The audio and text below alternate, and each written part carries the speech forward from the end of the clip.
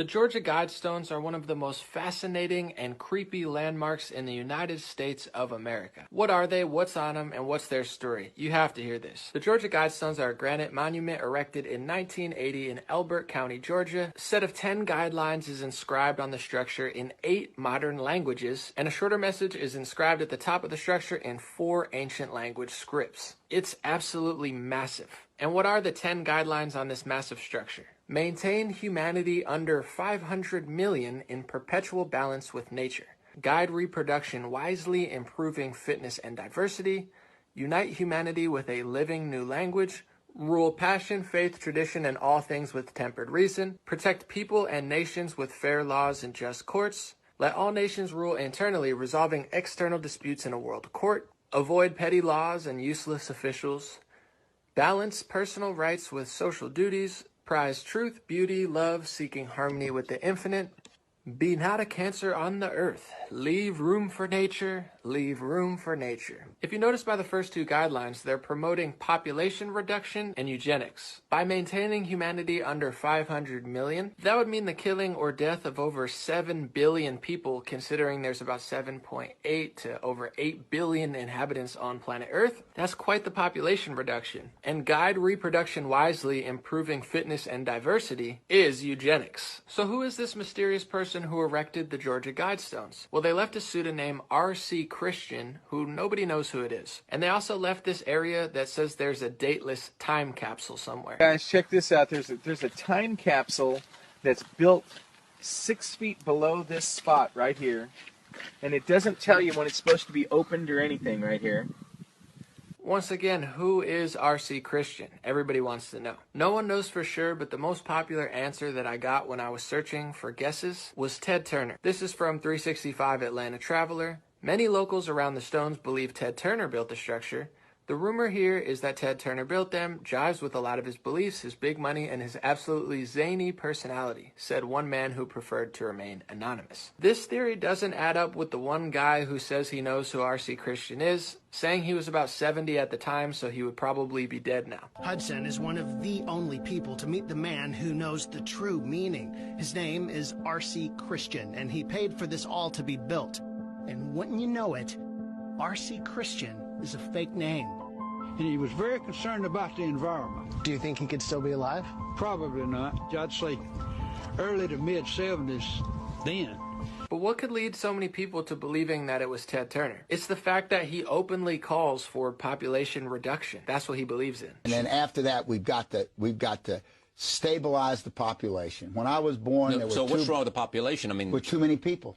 That's why we have global warming. And this isn't a unique belief. This was in Bloomberg, November 2019. Earth needs fewer people to beat the climate crisis, scientists say.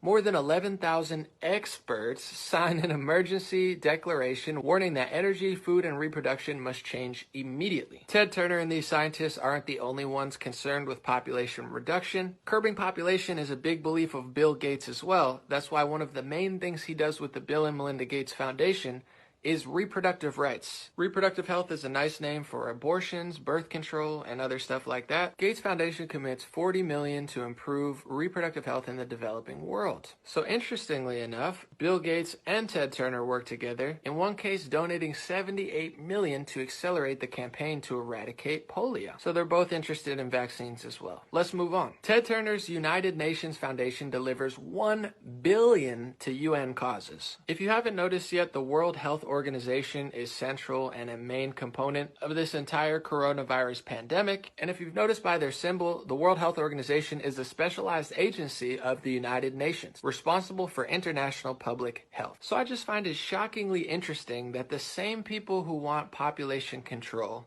the same people who want population reduction, are the same people who constantly push abortions, climate change, and vaccines. It's led many people to speculate that they have a nefarious agenda, because if you want to take away billions of lives over time, why would you also be concerned with making people healthier via medicine? It's definitely questionable in my opinion. And this idea that we're overpopulated is actually not a scientific consensus at all. 2 really intelligent guys and technology experts, Elon Musk and Jack Ma, actually think we're facing the opposite problem: population collapse.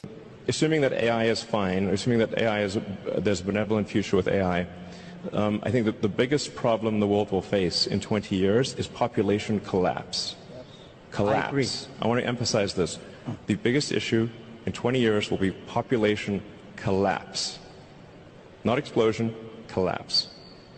But you'll never see a debate or a discussion about that. Some smart people think we have too little people. Some smart people think we have too many people, and they're trying to lower the population. And those are always the same people. Abortions, population control, vaccines, climate change. They all go hand in hand. And if you notice now, you're seeing the climate change agenda be achieved. You're seeing businesses being shut down. You're seeing less pollution. With the death count that's going to grow, you're going to see less people. So it is interesting, to say the least, to notice the correlations, how the population control, how the climate change agenda, and this pandemic really go hand in hand. I'm not saying I know who did the Georgia guidestones. I'm not saying it's Ted Turner. I'm just saying that's the most popular answer people guess. I'm not saying it's him. Who knows who it is? The mystery is interesting, absolutely. But those are dots I personally connected, and I'm curious about, because so many people ask me, Anomaly, do you think people could purposely do this? Do you think people would ever want to purposely kill people? And when you're a good person, of course, you don't want to believe that that's possible. But when you find billionaires openly admitting that they want billions of people to disappear from the planet, and they're working on curbing population, at the same time they're telling you they're really concerned about cures. And at the same time, as overcrowded as they all say it is, a lot of times they're always the biggest advocates for illegal immigration and mass legal immigration. So millions of people are questioning and speculating that, understandably so. So that's my breakdown of the guidestones and just a little deep dive into other stuff going on. Let me know what you think in the comment section. Have a beautiful day, and I'll be back with more videos.